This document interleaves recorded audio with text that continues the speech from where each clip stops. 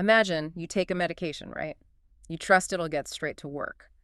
But what if I told you that the way that drug is designed means maybe only a tiny, tiny fraction sometimes, like less than 1%, is actually doing anything? Yeah, it's wild. The rest is effectively, tied up, hitching a ride, waiting its turn. It's all part of this hidden dance happening constantly in your bloodstream. And that hidden mechanism, that's drug protein binding. That's what we're diving into today. Exactly. We're digging into some pretty specialized pharmaceutical stuff, clinical material, because honestly, if you want to get drug efficacy, how long it lasts, the safety, you have to understand how drugs interact with plasma proteins. Absolutely. So our mission here is to unpack that dynamic, how binding affects, how the drug leaves your body. Safety, particularly for patients who might be, well, complex cases or their system's a bit compromised. And here's the key thing to grasp right off the bat.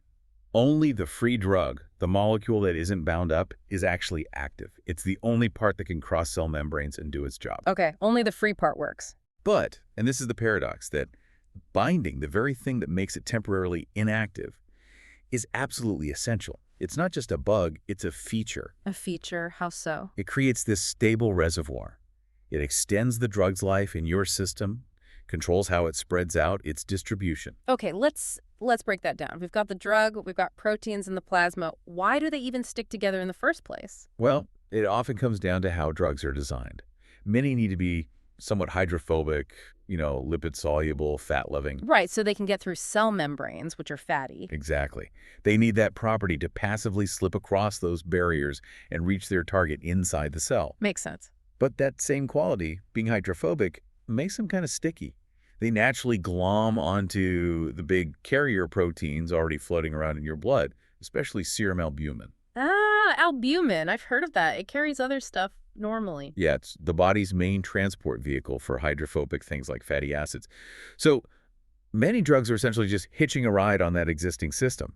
Okay, but if binding makes the drug inactive temporarily, why is that considered, good design? Why isn't it just an unwanted side effect that lowers the dose? Because it's not a permanent bond. It's a dynamic equilibrium. Think of it like albumin plus drug goes back and forth at the albumin-drug complex. It's constantly forming and breaking apart. Okay. The protein binding acts like a savings account for the drug. It keeps the reserve available but safe. This gives massive control over the drug's volume of distribution where it goes in the body, and it seriously boosts its half-life. How does it boost the half-life? By protecting it. It prevents the drug from being immediately chewed up by the liver or flushed out by the kidneys. Mm-hmm. The bound drug is sort of invisible to those clearance mechanisms. So the protein shields it, and if the free drug does get cleared out or used up by tissues, the system adjusts. Precisely. As that free drug concentration drops the cash in circulation, let's say the Chalier's principle kicks in. You remember that from chemistry. Vaguely. Push-pull, right? Right. The system immediately shifts the balance. The bound drug complex breaks apart, releasing more free drug from the savings account back into circulation. Ah, I see. So it ensures a slow, steady release over time, keeps the level more consistent. Exactly. Maximizes the duration of action. It's really quite elegant. So who are the main protein players in this transport game? You mentioned albumin. Albumin's the undisputed champ. Makes up something like 60% of your total plasma protein. It binds a huge range of drugs, especially those hydrophobic ones. 60%. Wow. Yeah, but it's not the only one. There's also alpha-1 acid glycoprotein, AG for short. That one tends to bind more basic drugs. Okay. And critically, you've got the lipoproteins, VHDL, HDL, VLDL, LDL, the cholesterol carriers. Right. Some important drugs actually bind primarily to those. Things like cyclosporine, tacrolimus, those are immunosuppressants, and even the anesthetic propofol, they prefer lipoproteins. Okay, so this dynamic equilibrium sounds great when it works. But what happens when it gets disrupted? This is where things get tricky, especially with drugs that are highly bound. Yeah, the sensitivity is incredible. Let's just look at the numbers because it's pretty dramatic. Okay. Imagine a drug is very tightly bound. Let's say 99% bound.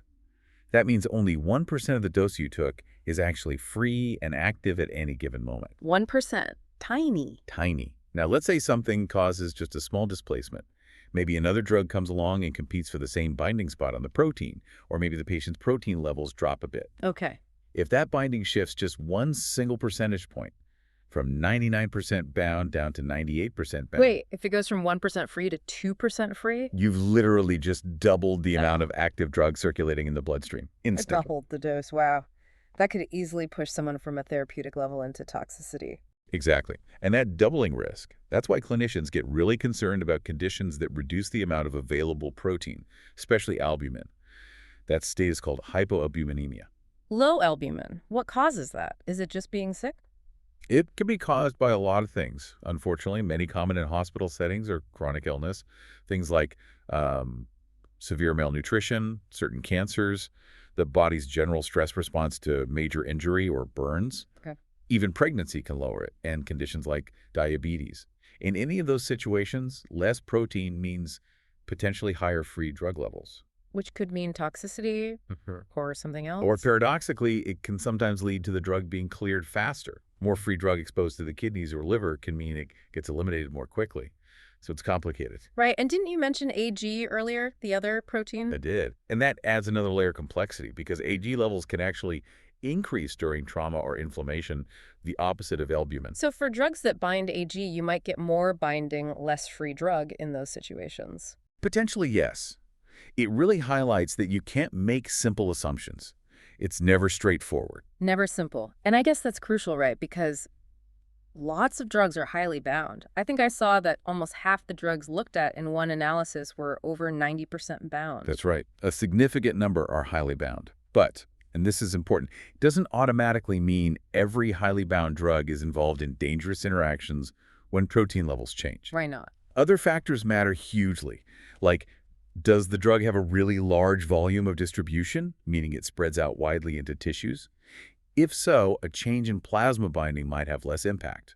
Okay. Or how is the drug cleared? If it's mainly cleared by the liver metabolizing it, and the liver's capacity isn't easily overwhelmed, displacing some drug might not drastically change the overall elimination rate. Hepatic bioavailability plays a role too. So you can't just look at the binding percentage in isolation. You need the whole picture distribution, clearance routes. Exactly, the whole pharmacokinetic profile. Okay, so let's move from the theory to a situation where this whole system breaking down had, well, pretty terrifying real-world results.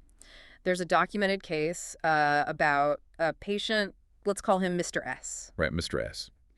A 47-year-old man managed for years quite successfully on valproic acid, or VPA.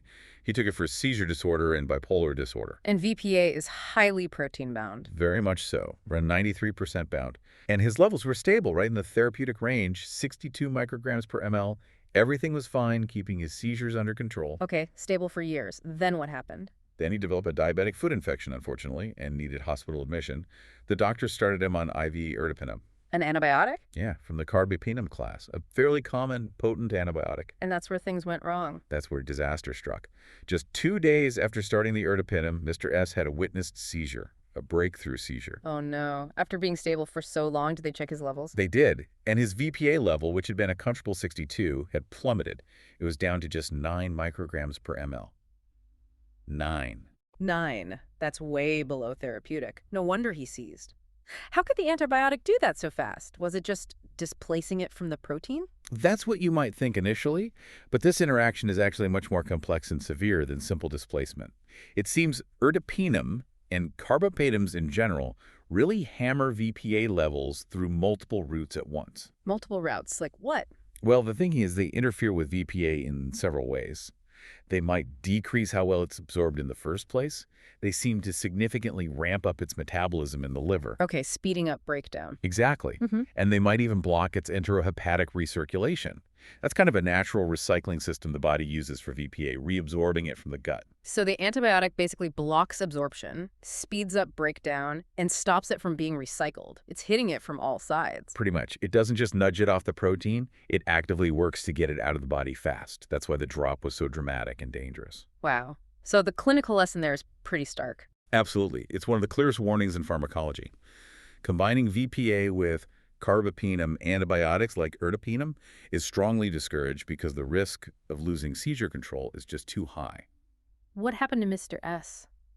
Fortunately, they recognized the interaction quickly, stopped the ertapenem, switched him to a different class of antibiotic, and his VPA levels recovered.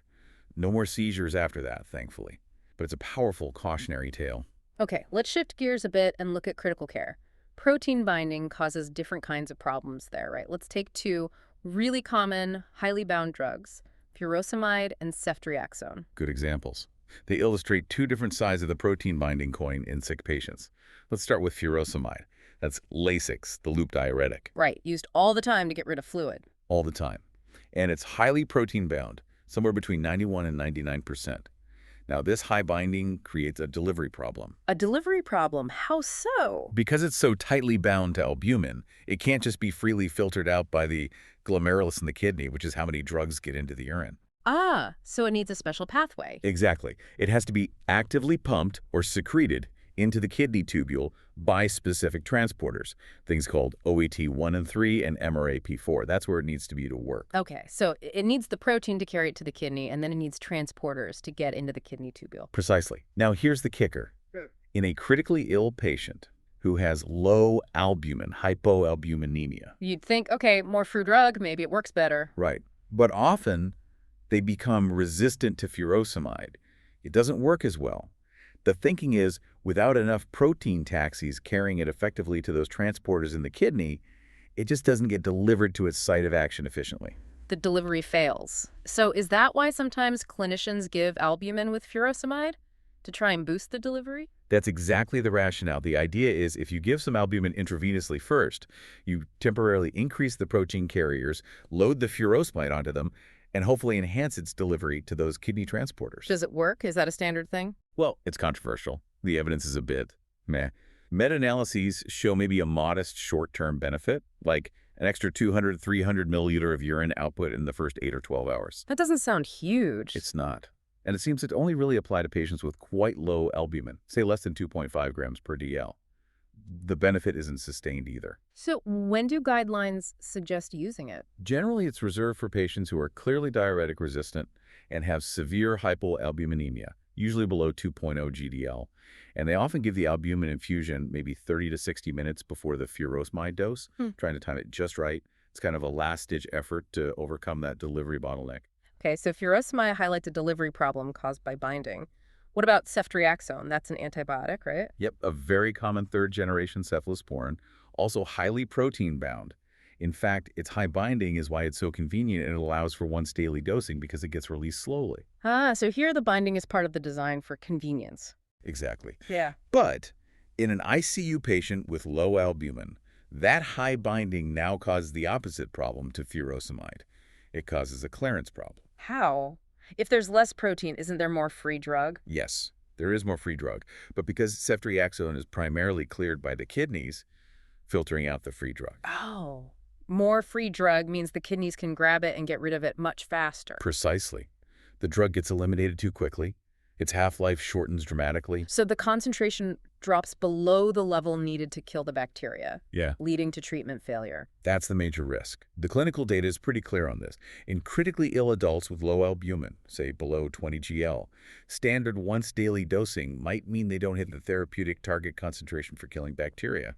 That risk increases by up to 20%. 20% failure risk just from low protein. It's significant, especially if the patient also has something called augmented renal clearance, where their kidneys are already working overtime and clearing things faster than normal, which can happen in some critical illness states. Wow. So the binding sites are saturated, more drug is free, kidneys whisk it away.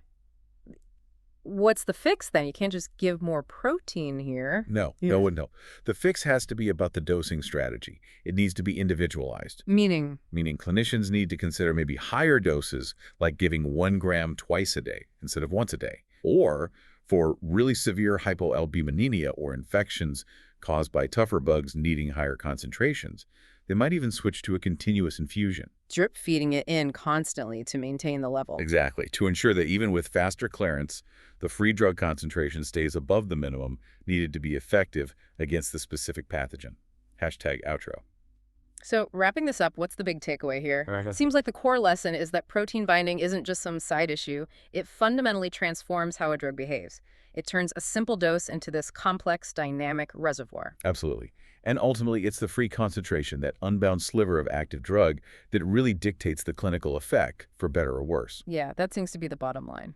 And for you, the learner, getting a handle on these binding characteristics is key. It lets you anticipate how a drug might behave. We saw furosemide, where high binding created a delivery problem. It couldn't get to the kidney easily without its protein ride. Right. But then ceftriaxone showed us a retention problem. Without enough binding, the drug was washed out too fast by the kidneys to be effective. Same high binding, totally different clinical challenge depending on the drug and the patient. We've seen how binding impacts the effect, the elimination, toxicity, and how incredibly variable it is, especially when someone is critically ill. Protein levels fluctuate, other drugs compete. It's a constantly shifting landscape. Which leads to a final thought, I suppose. We know binding can be saturated. We know protein levels change dramatically in illness. So thinking ahead, could a pharmacology move away from these standard intermittent doses, a pill once or twice a day, Towards what? towards something more like highly individualized, maybe real-time monitored drug infusions, especially for critical drugs in critical patients, to really guarantee we hit that therapeutic sweet spot despite all the physiological fluctuations? Is that where we might be headed? That's a profound question. Real-time monitoring and adjustment. It presents huge technological and practical challenges, but the potential benefits in complex cases are undeniable. Definitely something for the future of medicine to wrestle with.